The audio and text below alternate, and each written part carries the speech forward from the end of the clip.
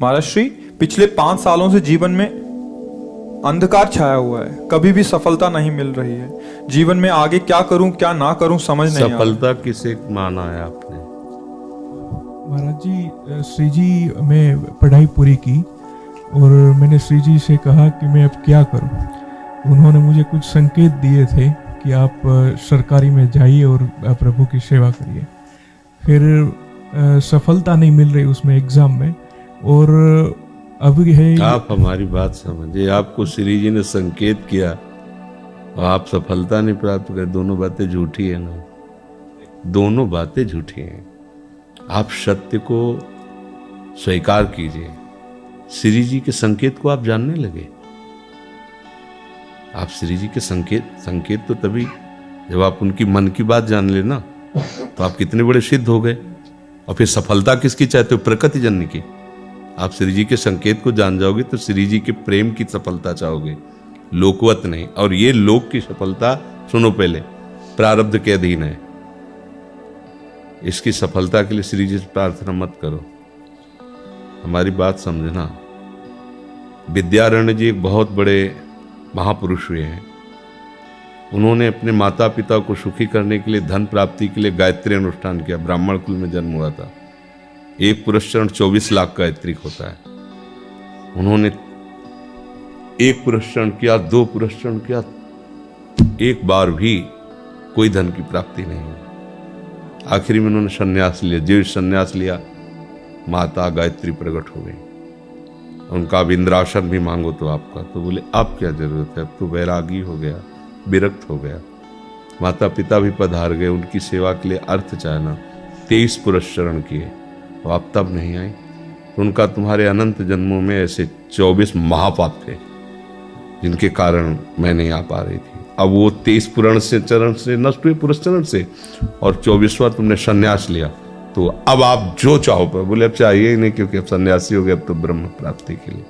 तो इससे आभास होता है कि अगर हमारा बुरा प्रारब्ध है तो हमको भोगना पड़ेगा। हम कितना भी प्रयास करें वो हमें, तो हम क्या करें इसमें जिससे हमें परम शांति हो?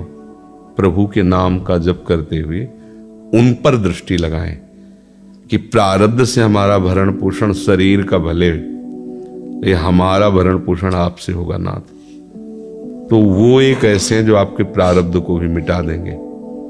वो ऐसे शरणागत वत्सल हैं कि सब लिखा पढ़ी अलग कर देंगे। सुदामा जी को दरिद्रता का योग था। ऐसी दरिद्रता, कई कई दिन तक भिक्षा नहीं मिलती थी। ये जितने भी चरित्र हमारे लिए उदाहरण है। मांगने जाते थे तो मांगने से भी नहीं मिलता था, कई कई दिन। तो एक दिन उनकी पत्नी ने कहा कि हमारा आपका तो चरणामृत से भी गुजारा 2 दिन 3 दिन हो, 4 दिन हो, छोटे छोटे बच्चे तो मर जाएंगे ऐसे। कुछ तो उन्होंने कहा, श्री कृष्ण के सिवा हमारा कोई नहीं। अब हम क्या कर सकते हैं? प्रारब्ध जब बिगड़ता है ना, वो कोई सफलता नहीं होने देता। तो एक दिन श्री रुक्मिणी जी प्रसाद ठाकुर जी को भोग पा रही थी, तो वो ऐसे रोक दिए, उदास हो गए। तो उनका, प्रभु ऐसी स्थिति हमने जब जब आपकी देखी, तो किसी भक्त को जब कष्ट होता है तब आपको ऐसे देखा है। कौन सा भक्त है और क्या कष्ट है? तो एक सुदामा नाम के हमारे मित्र हैं, कई दिन से भोजन भी उनको, प्रभु आपके मित्र और मैं आपकी दासी, महालक्ष्मी का अवतार रुक्मिणी, आप हुक्म कीजिए, लोक लोक की संपत्ति वहां। बोले उसको चाह नहीं है, हमारे मित्र को चाह नहीं है, और चाह ना होने पर हम विवश हैं। अगर वो चाह कर ले तो सारी व्यवस्था हो जाए। बोले पैदा करो जाके चाह। बोले उनके हृदय में तो नहीं पैदा कर सकते, हम भी, क्योंकि जिस हृदय में भगवान का आश्रय और निरंतर चिंतन है, वहां माया की चाह नहीं होती। बोले उनकी पत्नी के हृदय में, बोले प्रयास करते हैं जाके। भगवान संत वेश में गए, भिक्षाम दे, निकली। अतिथि का सत्कार करना गृहस्थ का धर्म होता है। हाथ जोड़ा और कहा, हम असमर्थ हैं, आपको भिक्षा नहीं दे सकते। क्यों? बोले हम अपवित्र हैं, हमारे ऊपर सूतक लगा हुआ है किस बात का सूतक? हमने एक पुत्र जन्मा है, तो ठीक है, हम 10-12 दिन बाद आ जाएंगे। बोले नहीं, आजीवन अपवित्र रहेंगे। वैसा कौन सा? बोले दरिद्रता रूपी। विद्वान की पत्नी है तो ऐसे उनका दरिद्रता रूपी पुत्र का जन्म, अर्थात सीधे कि मैं नहीं दे सकती या देने योग्य नहीं, ऐसा न कहीं कहा, मैं अपवित्र हूं। तो दरिद्र कैसे हो सकती हो? जिनके पति के मित्र द्वारिकाधीश भगवान श्री कृष्ण है, वो दरिद्र कैसे हो सकता है? एक बार कहो ना अपने पति से। चले गए।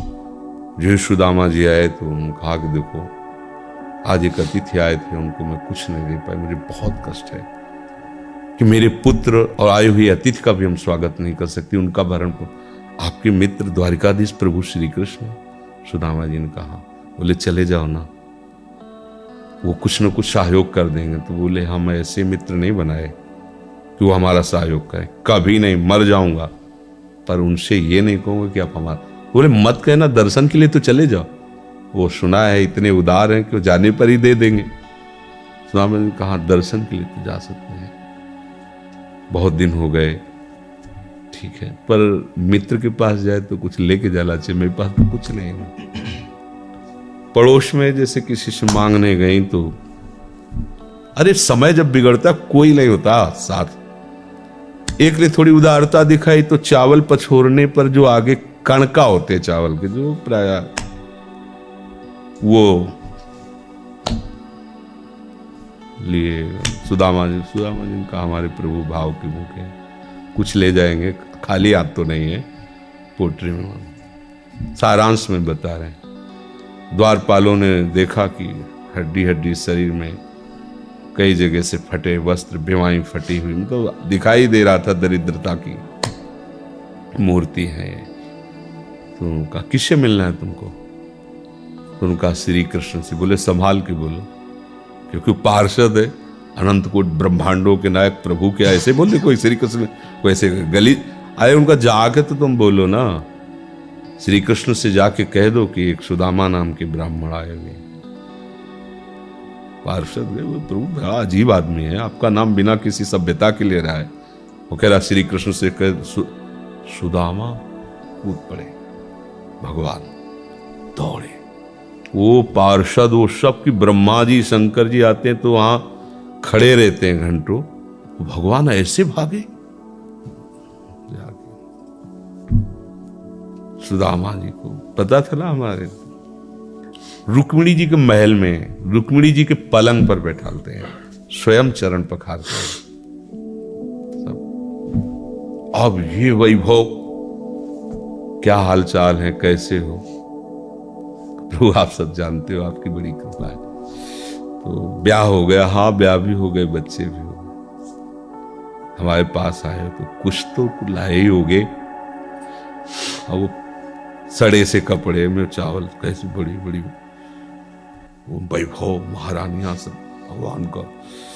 चुप ऐसे बोले, देखो फिर चूक कर रहे हो, हमारे हिस्से की चोरी पहले की थी और फिर चूक कर रहे हो। और उन्हें हिम्मत नहीं पड़ रही थी, इतने महामहिम प्रभु को कैसे हो तंदुर।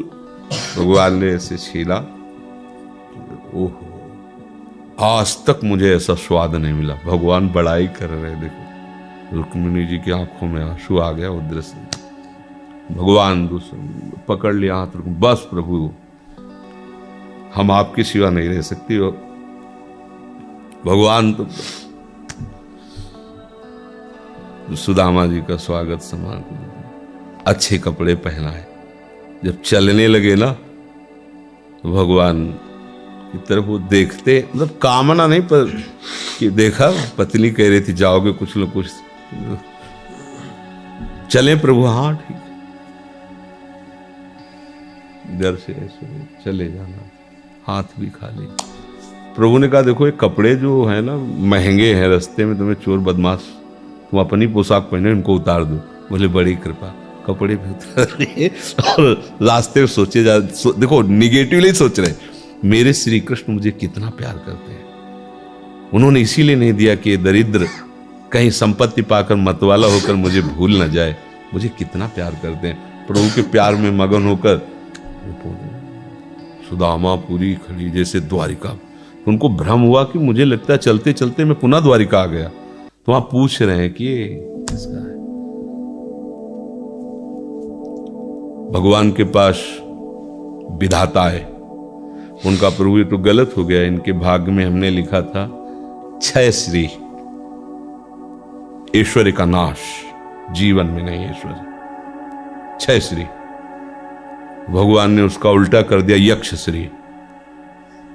जैसे कुबेर का अथाह धन का खजाना, त्रिभुवन का खजाना वही है कुबेर के पास, ऐसे कुबेर का खजाना यक्ष श्री।